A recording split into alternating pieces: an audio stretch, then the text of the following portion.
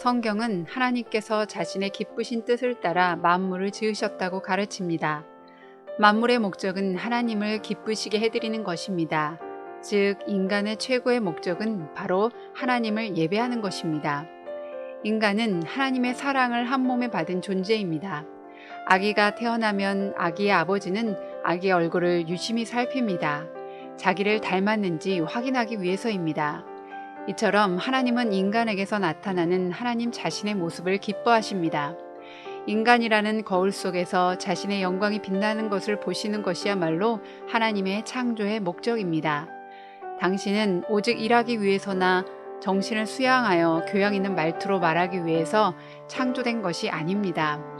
인간이 타락하여 하나님의 본래 목적을 이루어 드릴 수 없게 되었지만 하나님은 자신의 독생자 예수를 이 세상에 보내셨습니다.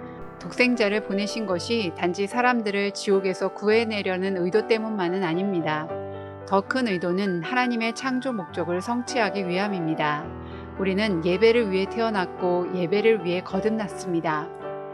교회는 무엇보다 하나님을 예배하기 위해 이 땅에 존재합니다. 어떤 시인이 쓴 혀 없는 나이팅게일 새는 속에 노래할 것들이 너무 많았지만 노래할 수 없어서 숨이 막혀 죽었다고 합니다. 그런데 우리는 건강한 혀를 가지고 있으면서도 그것을 거의 사용하지 않습니다.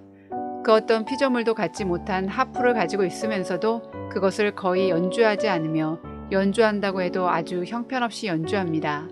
우리는 예배하기를 배워서 거룩하게 하나님을 예배해야 합니다. 우리는 성령님 안에서 그리고 진리 안에서 예배해야 합니다. 진리 없이 성령님 안에서만 예배해서는 안 되는데 왜냐하면 진리가 없는 곳에서는 성령님이 일하시지 않기 때문입니다. 반대로 성령님이 계시지 않는 곳에서 진리만으로 예배해서도 안 되는데 왜냐하면 그것은 불은 없고 신앙만 남는 예배가 될 것이기 때문입니다.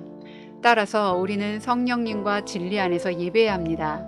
즉 하나님의 영 안에서 그리고 하나님의 진리 안에서 예배해야 합니다.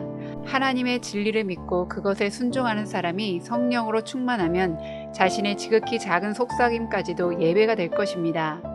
우리는 성령으로 충만하고 진리에 순종하면 어떤 것이라도 예배의 수단이 될 수 있습니다.